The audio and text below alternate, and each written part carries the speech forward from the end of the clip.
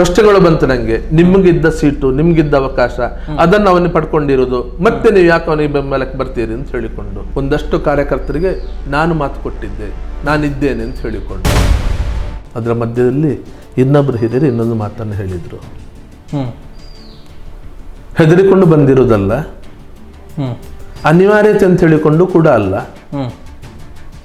ಅದು ಇಷ್ಟು ವರ್ಷ ನಮ್ಮ ಜೊತೆ ಇದ್ದವನು ಅನ್ನೋ ಕಾರಣಕ್ಕೋಸ್ಕರ ಬಂದಿರೋದು ಅಂತ ಹೇಳಿ. ಅನಂತವರ ಹತ್ಯೆ ಇರ್ಬೋದು, ಸುಖಾನಂದ್ರ ಹತ್ಯೆ ಇರ್ಬೋದು, ಅದರ ಜೊತೆಯಲ್ಲಿ ಅಲ್ಲಿ ಫೈರಿಂಗಲ್ಲಿ ಇಬ್ಬರು ತೀರ್ಕೊಂಡ್ರು, ನರಸಿಂಹ ಶೆಟ್ಟಿಗಾರ ಹತ್ಯೆ ಆಯಿತು, ಕ್ಯಾಂಡ್ಲಸ್ ಅಂತೂ ಹತ್ಯೆ ಆಯಿತು, ಮಂಜಣ್ಣಂದು ಹತ್ಯೆ ಆಯಿತು, ಜಗದೀಶ್ ಹತ್ಯೆ ಅಲ್ಲಿ ಆಯಿತು.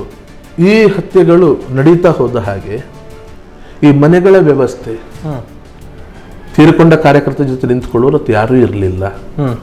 ಅಮಿತ್ ಶಾ ಅವರು ಬಂದು ಅಲ್ಲಿ ಮನೆ ಒಳಗಡೆ ಕೂತ್ಕೊಂಡು ಸರ್ಕಾರಿ ಉದ್ಯೋಗದ ಏನಾಯ್ತು ಅಂತ ಕೇಳಿದರೆ ಆ ಮಾಹಿತಿ ಯಾರಿಗೂ ಇಲ್ಲ. BL ಸಂತೋಷ್ ಅವರಿದ್ರು, ಅವತ್ತು ನಳಿನ್ ಕುಮಾರ್ ಕಟೀಲ್ ಅವರಿದ್ರು, ಭರತ್ ಶೆಟ್ಟಿ ಇದ್ರು, ಮಂಡಲ ಅಧ್ಯಕ್ಷ ಅವತ್ತು, ಎಲ್ಲರೂ ಇದ್ರು ಒಳಗಡೆ. ಮುಖ ನೋಡಿಕೊಂಡು ಏನೋ ಬೆಬ್ಬೆಬ್ಬೆ ಅಂತ ಹೇಳ್ತಾರೆ ಇವರು. ನಾನೇ ಹೇಳಿಬಿಟ್ಟು ಇವರ ಗೌರವವನ್ನು ಉಳಿಸಬೇಕಾಯ್ತು. ಹುಲಿವೇಷ 3 ವರ್ಷ ಹುಲಿವೇಷ ಹಾಕಿ ಸಂಘಟನೆಗೋಸ್ಕರ ಹಣ ಸಂಗ್ರಹ ಮಾಡಿದ್ವಿ. ರಾಜಕೀಯದ ಒಳಗಡೆ ಮತ್ತೆ ಬರಬೇಕಿದ್ರೆ, ಸಂಘ ಪರಿವಾರ ಒಳಗಡೆ ಮತ್ತೆ ಬರಬೇಕಿದ್ರೆ ಎಲ್ಲಿ ನನಗೆ ಅಪಮಾನ ಆಗಿದೆ, ಅದೇ ರಾಜಕೀಯ ಕ್ಷೇತ್ರದಲ್ಲಿ ಗೌರವಯುತವಾಗಿ ನನ್ನ ಯಾವ ರೀತಿ ನಡೆಸ್ಕೊಳ್ತೀರಿ ಅದನ್ನು ನೀವು ಹೇಳಿ. 94ರ ಸಂದರ್ಭದಲ್ಲೇ ನಿಮಗೆ ಚುನಾವಣೆಗೆ ಸ್ಪರ್ಧೆ ಮಾಡುವಂತ ಒಂದು ಅವಕಾಶ ಬಂದಿತ್ತು, ಆಗ ನಿರಾಕರಣೆ ಮಾಡಿದ್ರಿ. ಮತ್ತೆ ಯಾಕೆ ರಾಜಕೀಯಕ್ಕೆ ಬರಬೇಕು ಅಂತ ಅನಿಸಿತು ನಿಮಗೆ? ಅನೇಕ ಸರಿ ಹೇಳಿದ್ದೆ ನಾನು. ದಕ್ಷಿಣ ಕನ್ನಡ ಜಿಲ್ಲೆಯಲ್ಲಿ 92 ಸಂದರ್ಭದಲ್ಲಿ ದೊಡ್ಡ ಗಲಭೆ ಆಯಿತು. ಹೌದು, ಟಾಡಾ ಪ್ರಕರಣ ದಾಖಲಾಗಿರೋದು ದಕ್ಷಿಣ ಕನ್ನಡ ಜಿಲ್ಲೆಯಲ್ಲಿ. ನೀವು ಸರಿಯಾಗಿ ಅವಲೋಕನ ಮಾಡಿದರೆ 92 ಅಯೋಧ್ಯೆ ಹೋರಾಟ ನಂತರ ಒಂದು ಸಮಾಜಕ್ಕೆ ಸಮಾಜವೇ ಹೋರಾಟದ ಈ ವೇದಿಕೆಯಿಂದ ಹೊರಗಡೆ ಹೋಯಿತು. ಮಗವೀರ ಸಮಾಜ ಅವತ್ತು 92 ಹೋರಾಟ ಬಹಳ ದೊಡ್ಡ ಪಾತ್ರ ವಹಿಸಿರುವಂಥದ್ದು ಈ ಭಾಗದ ಮಗವೀರ ಸಮಾಜ. ಆದರೆ ಅವತ್ತಿನ ಮೊಕದ್ದಮೆ ಅದನ್ನು ನಾವು ಹ್ಯಾಂಡಲ್ ಮಾಡಿದೆ, ಅವತ್ತಿನ ಹಿರಿಯರು ಹ್ಯಾಂಡಲ್ ಮಾಡಿ. ಯಾಕಂದ್ರೆ ನಾವು ಸಣ್ಣವರು 92 ನಮ್ದು 22 ವರ್ಷ ನಾವು ಸಂಘಟನೆ ಪ್ರಾರಂಭ ಆಗಿ ಜಾಗರಣ ವೇದಿಕೆ ನಾನು ಪ್ರಾರಂಭ ಹಂತದಲ್ಲಿದ್ದೆ. ಭಾಳ ದೊಡ್ಡ ಜವಾಬ್ದಾರಿ ಇರಲಿಲ್ಲ, ಇದರಷ್ಟು ನನಗೆ ಅನುಭವ ಇರಲಿಲ್ಲ. ಹಾಗಾಗಿ ಅವತ್ತು ನಾನು ಅದರ ಕೇಸುಗಳ ಹ್ಯಾಂಡ್ಲಿಂಗ್ ಇದರಲ್ಲಿ ಇರಲಿಲ್ಲ. ಅವತ್ತು ಅವರೇ ಎಲ್ಲವನ್ನೂ ನಿಭಾಯಿಸಿಕೊಂಡು ಬರಬೇಕಾದಂಥ ಪರಿಸ್ಥಿತಿ. ಯಾರು ಮೊಕದ್ದಮೆಯಲ್ಲಿ ಸಿಕ್ಕಾಕೊಂಡಿದ್ದಾರೆ ಅವರೇ ಆ ಮೊಕದ್ದಮೆ ನಿಭಾಯಿಸಿಕೊಂಡು ವಕೀಲರನ್ನು ಹಿಡ್ಕೊಂಡು ಎಲ್ಲವನ್ನೂ ಕೆಲಸ ಮಾಡೋದ ಪರಿಸ್ಥಿತಿ. ಅದರಿಂದಾಗಿ ಇಡೀ ಸಮಾಜಕ್ಕೆ ಸಮಾಜ ಮಗವೀರ ಸಮಾಜ ಬಹುತೇಕ ದೂರ ಹೋಯಿತು. ಮತ್ತು ಅವತ್ತಿನ ಒಂದಷ್ಟು ಹೋರಾಟಗಾರರು ಕೂಡ ಒಂದಷ್ಟು ನಿಷ್ಕ್ರಿಯ ಆದರು. 94ರ ಸಂದರ್ಭದಲ್ಲಿ ಸಂಘಟನೆ ಗಟ್ಟಿ ಮಾಡಬೇಕನ್ನೋದು ನಾನು ಅದಕ್ಕಿಂತ ಮುಂಚೆಯೇ ಪೂರ್ಣಾವಧಿಯಾಗಿ ಹೊರಡುವಂಥದ್ದು, ಪ್ರಚಾರಕ್ಕಾಗಿ ಹೋಗುವಂಥ ಮಾನಸಿಕತೆಯಲ್ಲಿ ಬೆಳೆದವರು, ನಾನು ಅದೇ ಯೋಚನೆಯಲ್ಲಿದ್ದೆ ನಾನು. ಹಾಗಾಗಿ ನಾನು 94ರಲ್ಲಿ ಅವಕಾಶ ಸಿಕ್ಕಿದಾಗ ನಾನು ಸಂಘಟನೆ ಕೆಲಸ ಮಾಡಲಿಕ್ಕಿದೆ, ರಾಜಕೀಯ ಸದ್ಯಕ್ಕೆ ಬೇಡ ಅಂತ ಹೇಳಿಕೊಂಡು ಕುಂಬ್ಳೆ ಸುಂದರ್ ರಾಯರನ್ನು ಚುನಾವಣೆ ನಿರಾಕರಣೆ ಮಾಡಿ ಹೋದೆ ನಾನು. 94ರ ಹೋರಾಟ ಏನಂತಂದಿರಲಿಲ್ಲ. 98ರಲ್ಲಿ ಬಹಳ ದೊಡ್ಡ ಇಲ್ಲಿ ಗಲಭೆ ಆಯಿತು. ಆ ನಂತರ ಯಾವಾಗೇನು ಈ ಗಲಭೆಗಳಲ್ಲಿ ನಾವು ಮೇಲೆ ಬೀಳಲಿಕ್ಕೆ ಸಾಧ್ಯ ಇಲ್ಲ ಅಂಥೇಳಿ ಆಯಿತು. ಟಾರ್ಗೆಟೆಡ್ ಮರ್ಡರ್ಗಳು ಪ್ರಾರಂಭ ಆಯಿತು. ಉದಯನ ಹತ್ಯೆ 2003ನೇ ಇಸವಿಯಲ್ಲಿ ಆಯಿತು. 2004ರಲ್ಲಿ ಮತ್ತೊಂದು ದೊಡ್ಡ ಗಲಭೆ ಆಯಿತು ಇಲ್ಲಿ, ಅದು ಗೋಹತ್ಯೆಗೆ ಸಂಬಂಧಪಟ್ಟಾಗೆ ಮಂಗಳೂರಲ್ಲಿ ಪ್ರಾರಂಭ ಆಯಿತು. ಅದು ಒಂದಷ್ಟು ದಿವಸ ಜಿಲ್ಲೆಯಾದ್ಯಂತ ನಡೆಯಿತು. ಸುರತ್ಕಲ್ಲಿ ಬಹಳ ದೊಡ್ಡದಾಗಲಿ, ಸ್ವಲ್ಪ ದಿವಸ ಒಂದೇ ದಿವಸ ಆಯಿತು, ಸಂಜೆ ಆಗಬೇಕೆ ಹತೋಟಿಗೆ ಅದನ್ನು ನಾವು ತಂದ್ವಿ. ನಾವೇ ತಂದಿರುವಂಥದ್ದು. ಇಲಾಖೆಯವರು ಕೇಳಿ, ಇಲಾಖೆಯವರು ಒಂದು ಮಾತು ಹೇಳಿ ಕಳಿಸಿದ್ವಿ ನಾವು, ಮುಸಲ್ಮಾನ ಸಮಾಜಕ್ಕೆ ಗಲಭೆ ಬೇಕಾ ಶಾಂತಿ ಬೇಕಾ, ಎರಡರಲ್ಲಿ ಯಾವುದು ಬೇಕು ಅಂತ ಹೇಳಿ ಕೇಳಿ ಅಂತ ಹೇಳಿಕೊಂಡು ಸಂದೇಶ ನಾನೇ ಕಳಿಸಿಕೊಟ್ಟಿರುವಂಥದ್ದು ಅಧಿಕಾರಿಗಳ ಮುಖಾಂತರ. ಅದಕ್ಕೆ ತಕ್ಷಣ ರಿಪ್ಲೈ ಬಂದಿರುವಂಥದ್ದು, ಇಲ್ಲ ಶಾಂತಿಯಲ್ಲಿ ನಾವು ಬದುಕಬೇಕು, ಹಾಗಾದರೆ ಸ್ಟೇಷನಿಗೆ ಕರೆಯಿರಿ ಅಂತ ಹೇಳಿದೆ ನಾನು. ಸ್ಟೇಷನಿಗೆ ಬಂದರು, ನಾವು ಹೋದ್ವಿ. ಶಾಂತಿ ಇರಬೇಕಾದ್ರೆ ಯಾವ ರೀತಿ ಇರಬೇಕು ಅನ್ನೋದನ್ನು ಹೇಳಿದ್ವಿ. ಎಲ್ಲರ ಮುಂದೆ ಹೇಳಿದ್ವಿ. ಗಲಭೆ ಅಂತ 98 ಆಗಿ ನೆನಪಿದೆ. ನಮ್ಮವರಿಗೆ ಅವತ್ತು ಪೂರ್ತಿ ಮಾಡಿರುವಂಥದ್ದು ಪೂರ್ತಿ ಆಗಲಿಲ್ಲ ಅನ್ನೋ ಭಾವನೆ ಇದೆ. ಅದು ಮುಂದುವರಿತದೆ. ಮತ್ತೆ ಬೇಕು ಅಂತ ಹೇಳಿದ್ರೆ ಆ ದಾರಿಗೆ ಹೋಗಿ, ನಾವು ಯಾವುದಕ್ಕೂ ಕೂಡ ಎಲ್ಲದಕ್ಕೂ ಸಿದ್ಧ ಆಗಿದೆ ಅನ್ನೋ ಮಾತು ನೇರ ಸ್ಪಷ್ಟವಾಗಿ ಮಾತು ಹೇಳಿದ್ದಕ್ಕೋಸ್ಕರ ಸುರತ್ಕಲ್ನಲ್ಲಿ 2004 ಗಲಭೆ ನಡೀಲಿಲ್ಲ. ಅದರ ನಂತರ ಅನಂತವರ ಹತ್ಯೆ ಇರ್ಬೋದು, ಸುಖಾನಂದ್ರ ಹತ್ಯೆ ಇರ್ಬೋದು, ಅದರ ಜೊತೆಯಲ್ಲಿ ಅಲ್ಲಿ ಫೈರಿಂಗಲ್ಲಿ ಇಬ್ಬರು ತೀರ್ಕೊಂಡ್ರು, ನರಸಿಂಹ ಶೆಟ್ಟಿಗಾರ ಹತ್ಯೆ ಆಯಿತು, ಕ್ಯಾಂಡ್ಲಸ್ ಅಂತೂ ಹತ್ಯೆ ಆಯಿತು, ಮಂಜಣ್ಣಂದು ಹತ್ಯೆ ಆಯಿತು, ಜಗದೀಶ್ ಹತ್ಯೆ ಅಲ್ಲಿ ಆಯಿತು. ಈ ಹತ್ಯೆಗಳು ನಡೀತಾ ಹೋದ ಹಾಗೆ ಈ ಮನೆಗಳ ವ್ಯವಸ್ಥೆ, ತೀರಿಕೊಂಡ ಕಾರ್ಯಕರ್ತರ ಜೊತೆ ನಿಂತ್ಕೊಳ್ಳೋರು ಯಾರೂ ಇರಲಿಲ್ಲ.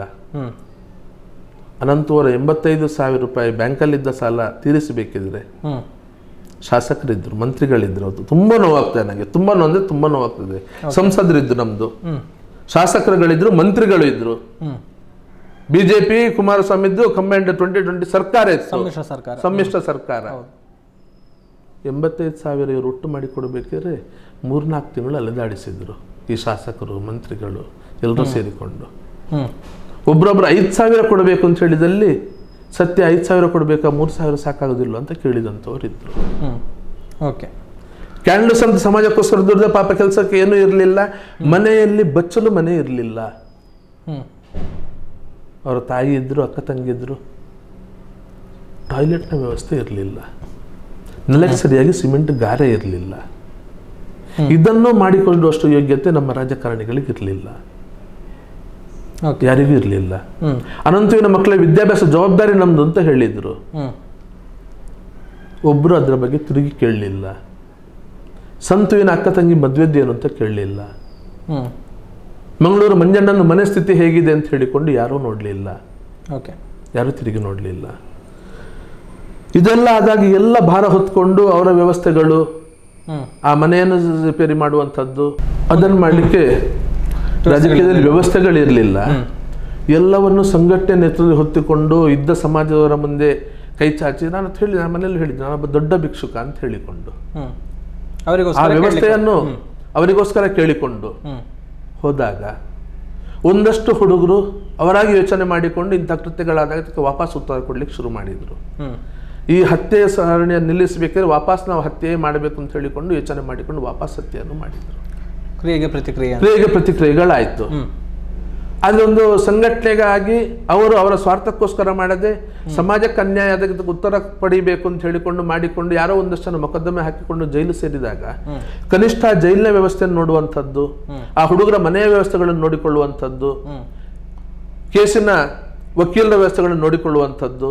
92ರಲ್ಲಿ ಆದ ಪರಿಸ್ಥಿತಿ ಆ ಕಾರ್ಯಕರ್ತರಿಗೆ ಬರಬಾರ್ದು ಅಂತ ಹೇಳಿಕೊಂಡು 98ರದ್ದು ಸುರತ್ಕಲ್ ದೊಡ್ಡ ಹೋರಾಟ ಅದೊಂದು ಭಾಗ ನಡೆದಿತ್ತು. ಅದಕ್ಕೊಂದಷ್ಟು ಇದಾಗಿತ್ತು. ಈ ವ್ಯವಸ್ಥೆಗಳು ಬಂದಾಗ ಇದೆಲ್ಲವನ್ನು ಹೊತ್ತುಕೊಂಡು ಅದಕ್ಕೋಸ್ಕರ ಬೇರೆ ಬೇರೆ ಬೇರೆ ಬೇರೆ ವೇಷವನ್ನು ನಾವು ಹಾಕಬೇಕಾಯಿತು. ಟ್ಯಾಬ್ಲೋ ಮಾಡಿ ಟ್ಯಾಬ್ಲೋ ಮುಖಾಂತರ ಸಂಗ್ರಹ ಮಾಡಿದ್ವಿ.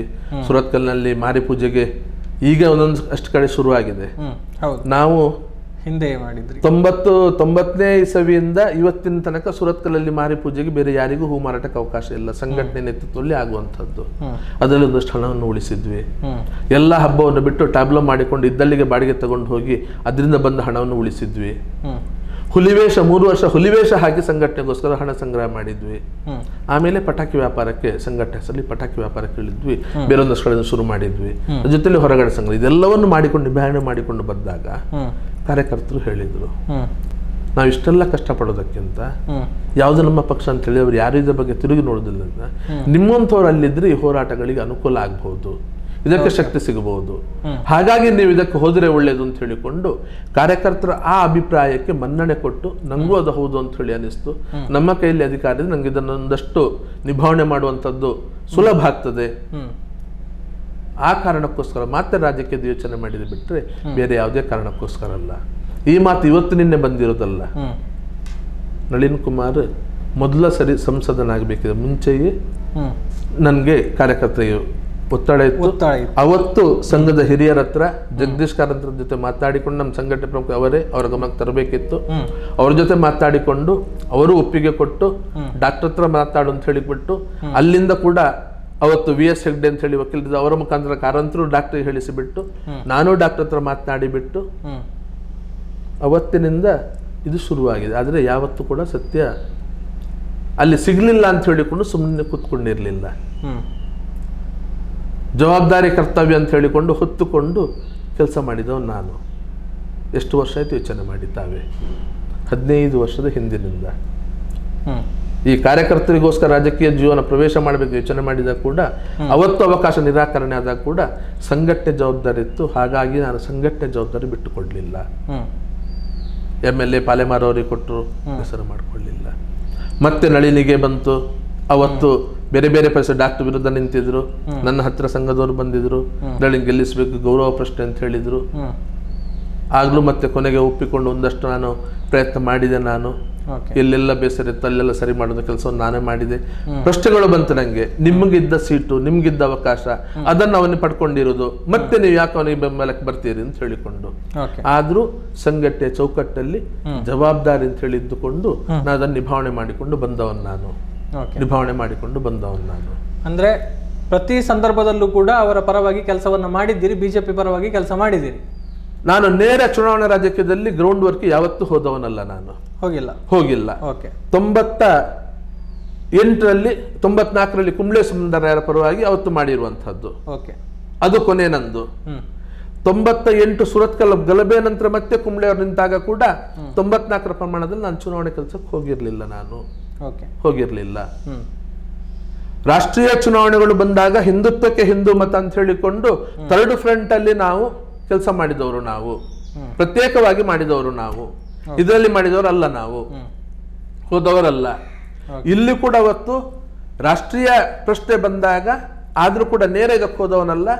ಎಲ್ಲಿ ಸಮಸ್ಯೆಗಳಿದೆ ಅಲ್ಲಿ ಕಾರ್ಯಕರ್ತರ ಮನೆಯಲ್ಲಿ ಸೇರಿದಾಗ ಅಲ್ಲಿ ಕುತ್ಕೊಂಡು ಅದನ್ನು ಮಾತಾಡಿಕೊಂಡು ಒಂದು ಸರಿ ಮಾಡ್ಲಿಕ್ಕೆ ಹೋದವನು ನಾನು, ಬಿಟ್ಟರೆ ನೇರ ರಾಜಕೀಯದಲ್ಲಿ ಹೋದವನಲ್ಲ ನಾನು ಅವತ್ತು ಕೂಡ.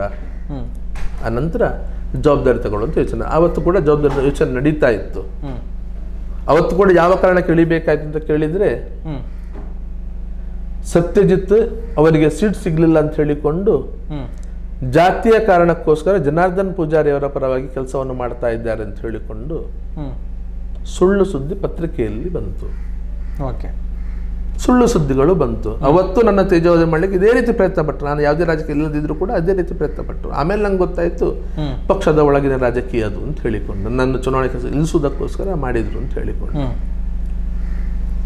ಆದ್ರೂ ಅದೆಲ್ಲವನ್ನು ಇಟ್ಟುಕೊಂಡು, ಆ ಕಾರಣಕ್ಕೊಂಡು ಒಂದಿಟ್ಟುಕೊಂಡು ಆದ್ರೂ ನಾನು ಹೊರಗಡೆ ಹೋಗಲಿಲ್ಲ, ಕೇವಲ ಆ ಸಭೆಗಳಿಗೆ ಹೋದೆ ನಾನು. ಆ ನಂತರ ಪಕ್ಷ ಜವಾಬ್ದಾರಿ ತಗೊಳ್ಬೇಕು, ಸಂಘಟನೆ ನೇರ ಕೊಟ್ಟರೆ ನಾಳೆ ಬೇರೆಯವರು ಕೇಳ್ತಾರೆ, ಪಕ್ಷ ಜವಾಬ್ದಾರಿ ತಗೊಂಡು ದುಡಿಬೇಕು ಅಂತ ಹೇಳಿದ್ರು. ಸರಿ ಅಂತ ಹೇಳಿ ಒಪ್ಪಿಗೆ ಕೊಟ್ಟೆ. ಹಿಂದೆ ಒಂದ್ಸರಿ ನಂಗೆ ಅವತ್ತು ನಾನು MP ಇದಕ್ಕೆ ಬಂದಾಗ ಕೂಡ ಸತ್ಯ ಫಸ್ಟ್ ನೀನು ಸದಸ್ಯ ಮೆಂಬರ್ ಆಗಬೇಕು, ಬಿಜೆಪಿ ಮೆಂಬರ್. ನಾನು ಬಿಜೆಪಿ ಮೆಂಬರೇ ಆಗಿರ್ಲಿಲ್ಲ. ನನ್ನನ್ನು ಸಕ್ರಿಯ ಸದಸ್ಯ ಅಂತ ಹೇಳಿಕೊಂಡು 500 ರೂಪಾಯಿ ಕೊಟ್ಟರು, ಸಕ್ರಿಯ ಸದಸ್ಯ ಮಾಡಿದ್ರು. ಬಿಜೆಪಿ ಜವಾಬ್ದಾರಿ ಕೇಳಿದೆ ನಾನು, ಯಾವ ಜವಾಬ್ದಾರಿ ಅಂತ ಹೇಳಿಕೊಂಡು. ಅವಾಗ ಹೇಳಿದ್ರು ಜಿಲ್ಲಾ ಕಾರ್ಯದರ್ಶಿ ಅಂತ ಹೇಳಿದ್ರು. ಆಗ ನೇರ ನಿರಾಕರಣೆ ಅವತ್ತು ಮಾಡಿದವನು ನಾನು. ಅಧಿಕಾರಕ್ಕೋಸ್ಕರ ಅಂತ ಹೇಳಿ ಹೋಗುದಿದ್ರೆ ನಾನು ಹೇಳಿದ್ದೆ ಜಿಲ್ಲಾ ಕಾರ್ಯದರ್ಶಿ ಅಂತ ಹೇಳಿದ್ರೆ 5 ಜನ ಕಾರ್ಯದರ್ಶಿಗಳಲ್ಲಿ ಒಬ್ಬರು, ಅವರಿಗೆ ಯಾವುದೇ ಬಲ ಇಲ್ಲ, ಯಾವುದೇ ಸರಿಯಾದ ಬೆಲೆಯೂ ಇಲ್ಲ. ನಾಳೆ ನಂತರ ಅವ್ರಿಗೆ ಏನು ಅದು ಮುಗ್ದ ಮೇಲೆ ಏನು ಅಂತ ಹೇಳಿ ಗೊತ್ತಿರೋದು ಇಲ್ಲ. ನಂಗೊಂದು ಸಂಘಟನೆಯಲ್ಲಿ ಪ್ರಾಂತದ ಜವಾಬ್ದಾರಿ ಇದೆ, ಕನಿಷ್ಠ ಜಿಲ್ಲಾ ಅಧ್ಯಕ್ಷನೇ ಆಗಬೇಕು ಅಂತ ಹೇಳಿ ನಾನು ಕೇಳೋದಿಲ್ಲ. ಕೊಟ್ಟರೆ ಜಿಲ್ಲಾ ಅಧ್ಯಕ್ಷ ಅಥವಾ ಜಿಲ್ಲೆಯ ಪ್ರಧಾನ ಕಾರ್ಯದರ್ಶಿ, ಸಂಘಟನಾ ಕಾರ್ಯದರ್ಶಿ ಜವಾಬ್ದಾರಿ ಕೊಟ್ಟು ಪೂರ್ಣಾವಧಿ ಫುಲ್ ಟೈಮರ್ಗಳಿಗೆ ಕೊಡುವಂತ ನಾನು ಒಂದು ರೀತಿ ಪೂರ್ಣಾವಧಿಯಾಗಿ ಇದ್ದವನು. ಅದನ್ನು ಕೊಟ್ಟರು ಕೂಡ ನಾನು ದುಡಿತೇನೆ, ನಾನು ಪಕ್ಷದ ಕೆಲಸ ಮಾಡ್ತೇನೆ ಅಂತ ಹೇಳಿದ್ದೆ ನಾನು. ಆದ್ರೆ ಈ 3ರಲ್ಲಿ ಅದನ್ನು ಒಂದು ಕೊಡಿ ಅಂತ ಹೇಳಿಕೊಂಡು ಇವರು ಮೇಲ್ಗಡೆಯವರಿಗೆ ಸಂಘದ ಹಿರಿಯರಿಗೆ ಏನು ಸೂಚನೆ ಏನು ತಿಳಿಸಿದ್ರು ಅಂತ ಹೇಳಿದ್ರೆ, ಸತ್ಯ ಜಿಲ್ಲಾಧ್ಯಕ್ಷ ಸ್ಥಾನವೇ ಕೊಡಬೇಕು ಅಂತ ಹೇಳಿಕೊಂಡು ಕೇಳಿದ್ದಾನೆ, ಜಿಲ್ಲಾಧ್ಯಕ್ಷ ಬಿಟ್ಟು ಬೇರೆ ಯಾವುದೂ ಬೇಡ ಅಂತ ಹೇಳಿದ್ದಾನೆ. ಹಾಗಾಗಿ ನಮ್ಗದು ಕೊಡ್ಲಿಕ್ಕೆ ಆಗ್ಲಿಲ್ಲ ಅಂತ ಹೇಳಿಕೊಂಡು ಯಾವ ರೀತಿ ಅವತ್ತಿನಿಂದ ಕೂಡ ನನ್ನನ್ನು ತಪ್ಪಿಸುವಂತ ಪ್ರಯತ್ನ ನಡೀತಿತ್ತು ಅಂತ ಹೇಳುವಂಥದ್ದು. ಇವತ್ತವರು MLC ಇದೆ, ಅವರಿಗೂ ಶಾಸಕ ಆಗ್ಲಿಕ್ಕೆ ಆಗ್ಲಿಲ್ಲ. ಯಾರೋ ಸುಳ್ಳು ಹೇಳಿ ನನ್ನನ್ನು ತುಳಿಯುವಂತ ಕೆಲಸ ಮಾಡಿದ್ರು, ಅವರಿಗೂ ಶಾಸಕ ಸ್ಥಾನ ಸ್ಪರ್ಧೆಗೆ ಅವಕಾಶವೇ ಕೊಡ್ಲೇ ಇಲ್ಲ ಪಕ್ಷ. ಇವತ್ತು MLC ಸ್ಥಾನಮಾನ ಕೊಟ್ಟರು ಅವರಿಗೆ ಕೊನೆಗೆ. ಅವತ್ತು ಆ ವ್ಯಕ್ತಿ ಸಂಘದ ಹಿರಿಯರು ಅದೇ ಸುಳ್ಳನ್ನು ಹೇಳಿದ್ರು.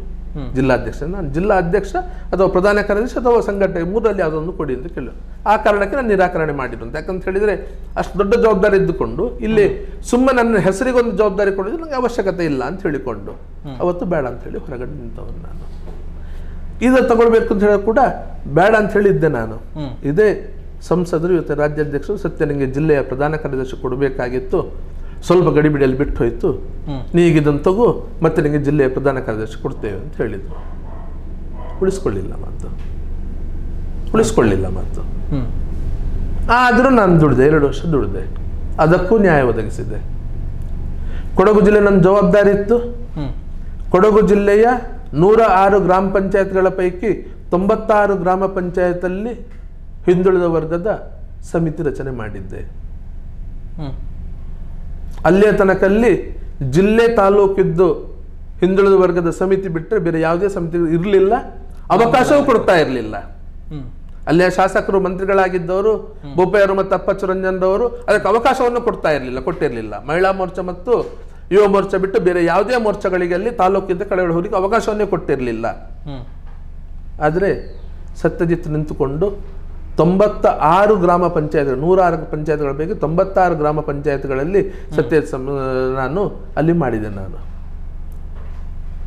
ದಕ್ಷಿಣ ಕನ್ನಡ ಜಿಲ್ಲೆಯ ಬಹುತೇಕ ತಾಲೂಕುಗಳಲ್ಲಿ ಎಲ್ಲ ಪಂಚಾಯತ್ಗಳಲ್ಲಿ OBC ಮೋರ್ಚಾ ಘಟಕ ಮಾಡಿದ್ದೆ. ಆದರೂ ಅಷ್ಟೆಲ್ಲವನ್ನು ನಾನು ಹಿಂದುಳಿದ ವರ್ಗದಲ್ಲೂ ಮಾಡಿಕೊಂಡು ಬಂದೆ. ನಾನು ನೋಡೋಣ ರಾಜಕೀಯದಲ್ಲಿ ಕೆಲಸ ಮಾಡಿದ್ರೆ ಅದಕ್ಕಾದ್ರೂ ಕೊಡ್ತಾರೆ ಅಂತ ಹೇಳಿಕೊಂಡು. ಆದರೆ ಅಲ್ಲಿಯೂ ಮತ್ತೆ ಯಾವ ರೀತಿ ಇತ್ತು ಅಂತ ಹೇಳಿದರೆ, ಸುರತ್ಕಲ್ನ ಮಂಗಳೂರು ಉತ್ತರ ವಿಧಾನಸಭಾ ಕ್ಷೇತ್ರದ ಕೋರ್ ಕಮಿಟಿ ಏನಿದೆ, ಆ ಕೋರ್ ಕಮಿಟಿಯಲ್ಲೂ ನಂಗೆ ಅವಕಾಶ ಕೊಟ್ಟಿಲ್ಲ. ಇವರು ಕೋರ್ ಕಮಿಟಿ ಒಳಗಡೆ ಬರಲಿಕ್ಕೂ ನಂಗೆ ಅವಕಾಶ ಕೊಟ್ಟಿರಲಿಲ್ಲ. ಅಲ್ಲೂ ನನ್ನನ್ನು ತಗೊಂಡಿರಲಿಲ್ಲ.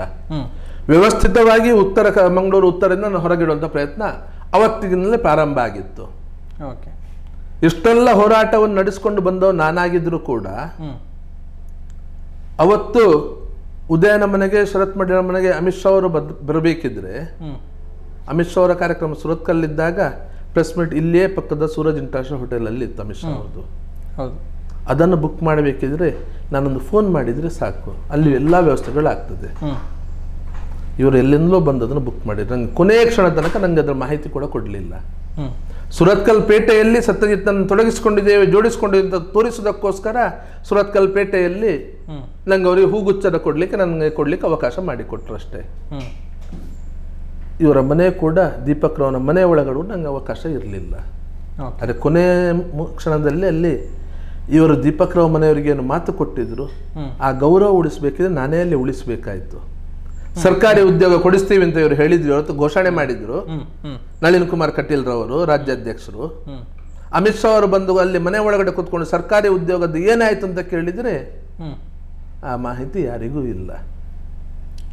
BL ಸಂತೋಷ್ ಅವರಿದ್ರು, ಅವತ್ತು ನಳಿನ್ ಕುಮಾರ್ ಕಟೀಲ್ ಅವರಿದ್ರು, ಭರತ್ ಶೆಟ್ಟಿ ಇದ್ರು, ಮಂಡಲ ಅಧ್ಯಕ್ಷ ಅವತ್ತು ಎಲ್ಲರೂ ಇದ್ರು ಒಳಗಡೆ. ಮುಖ ನೋಡಿಕೊಂಡು ಏನೋ ಬೆಬ್ಬೆಬ್ಬೆ ಅಂತ ಹೇಳ್ತಾರೆ ಇವರು. ಯಾಕಂದ್ರೆ ಯಾರು ಪ್ರಯತ್ನ ಮಾಡಿದವರೆಲ್ಲ ಪ್ರಯತ್ನ ಏನ್ ಮಾಡೋದು, ಹೇಗೆ ಮಾಡೋದು ಅಂತ ಹೇಳಿಕೊಂಡು ಅಮಿತ್ ಶಾ ಅವರು ಬರಬೇಕಿದ್ರೆ ದೀಪಕ್ ರಾವ್ ಹತ್ಯೆಯಾಗಿ ತಿಂಗಳುಗಳದಿತ್ತು. ಏನು ಮಾಡಬೇಕು, ಹೇಗೆ ಮಾಡಬೇಕು ಅನ್ನೋಂಥದ್ದು ಇವರು ಕನಿಷ್ಠ ಮಾಹಿತಿ ಇರಲಿಲ್ಲ. ಆದರೆ ನಾನು ಅನಂತಕುಮಾರ್ ಹೆಗ್ಡೆ ಅವರು ಮಾತನಾಡಿಬಿಟ್ಟು ಕುದುರೆಮುಖದಲ್ಲಿ ಕಿಸ್ಕೋದಲ್ಲಿ ಅವನಿಗೆ ಉದ್ಯೋಗದ ವ್ಯವಸ್ಥೆ ಮಾಡಿಸಿಬಿಟ್ಟು ತಮ್ಮನನ್ನು ಕರ್ಕೊಂಡು ಹೋಗಿ 3-4 ಸರಿ ಕರ್ಕೊಂಡು ಹೋಗಿ ಅಲ್ಲಿ ಮೀಟಿಂಗ್ ಮಾಡಿ ಎಲ್ಲ ಪ್ರಮುಖರ ಜೊತೆ ಮೀಟಿಂಗ್ ಮಾಡಿಕೊಂಡು ಎಲ್ಲ ವ್ಯವಸ್ಥೆ ಮಾಡಿ ಆಗಿತ್ತು. ಆದರೆ ಅವನಿಗೆ ಬಾಯಿಯೂ ಬರುವುದಿಲ್ಲ, ಕಿವಿಯೂ ಕೇಳುವುದಿಲ್ಲ. ಆ ಕಾರಣದಿಂದ ನೀವು ಹೋಗಿ ಬರೋದೇ ದೊಡ್ಡ ಸಮಸ್ಯೆ ಆಗಿ ಕೆಲಸಕ್ಕೆ ಹೋಗಲಿಲ್ಲ ಸರ್. ಅದನ್ನು ಮತ್ತೆ ಕೊನೆಗೆ ನಾನೇ ಹೇಳಿಬಿಟ್ಟು ಇವರ ಗೌರವವನ್ನು ಉಳಿಸಬೇಕಾಯಿತು. ಈ ರೀತಿ ವ್ಯವಸ್ಥೆ ಆಗಿದೆ, ಇದು ಸಮಸ್ಯೆ ಅಂತ ಹೇಳಿಕೊಂಡು. ಆದರೂ ಕೂಡ ಇವರು ಹೋರಾಟಗಾರರು, ಹಿಂದುತ್ವದ ಹೋರಾಟಗಾರರು. ಇದೇ ನಳಿನ್ ಕುಮಾರ್ ಕಟೀಲ್ ಅದಾದ ಮೇಲೆ ಸತ್ಯ ಕೇರಳದಲ್ಲಿ ಒಂದು 6 ಜನ ನಮ್ಮ ಕಾರ್ಯಕರ್ತರಿಂದ ಸಮಸ್ಯೆ ಆಗಿದೆ, ಏನಾದರೂ ವ್ಯವಸ್ಥೆ ಮಾಡಬಹುದಾ ಅಂತ ಹೇಳಿಕೊಂಡು ಅವರು ಸಂಸದರು, ರಾಜ್ಯ ಉಪಾಧ್ಯಕ್ಷರು, ಆ ಸಮಯದಲ್ಲಿ ರಾಜ್ಯದ ಕೋರ್ ಕಮಿಟಿಯಲ್ಲಿ ಇದ್ದವರು, ಕೇರಳದ ಉಸ್ತುವಾರಿಗಳು ಪಕ್ಷದ ಕಡೆಯಿಂದ, ಸತ್ಯಜಿತ್ ಹಿಂದುಳಿದ ವರ್ಗ ಮೋರ್ಚಾದ ರಾಜ್ಯ ಕಾರ್ಯದರ್ಶಿ. ಯಾವ ಜವಾಬ್ದಾರಿಗೆ ಮಂಡಲ ಅಧ್ಯಕ್ಷರ ಸ್ಥಾನಮಾನದ ಬೆಲೆ ಇಲ್ಲವೋ ಆ ಜವಾಬ್ದಾರಿ ಸತ್ಯಜಿತ್ ಸುರತ್ಕಲ್ನದ್ದು. ಆದರೆ ಆ ಮನುಷ್ಯ ಕೇಳೋದು ನನ್ನ ಹತ್ರ, ಏನಾದರೂ ಮಾಡಬಹುದು ಸತ್ಯ ಅಂತ ಹೇಳಿಕೊಂಡು. ಆದರೆ ಅವರು MLA ಸಂಸದರಾಗ್ತಾರೆ.